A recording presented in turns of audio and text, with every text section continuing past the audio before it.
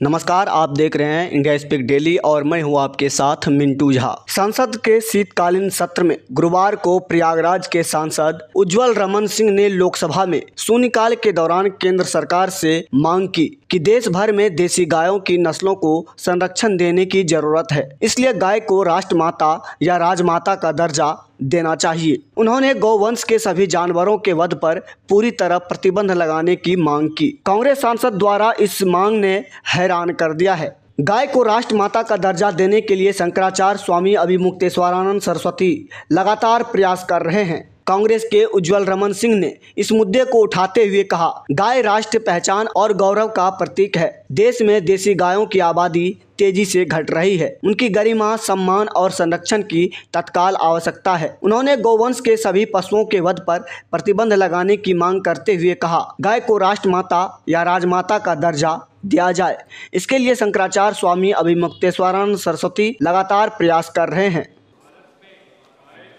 गौ माता के रूप में जाना जाता है तथा ये राष्ट्रीय पहचान और गौरव का प्रतीक है।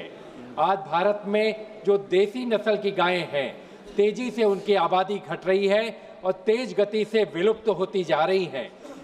देसी गाय की गरिमा, सम्मान और सुरक्षा और संरक्षण को सुनिश्चित किए जाने की अति आवश्यकता है।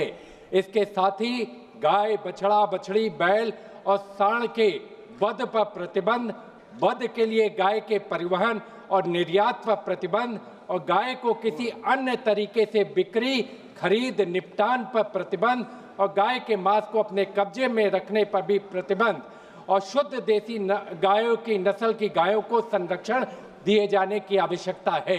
गायों को राष्ट्रमाता या राज्यमाता का दर्जा दिया जाना चाहिए, जिसके लिए हमारे शंकराचार्य स्वामी अभिमुक्तेश्वरानंद जी लगातार प्रयास और संघर्ष कर रहे हैं। तो हमारी सरकार से मांग है कि ये अति महत्वपूर्ण विषय है, देश के गौरव का प्रतीक है, इसलिए सरकार को समुचित ध्यान देते हुए गायों को राज्य माता या राष्ट्र माता का दर्जा दिया जाए।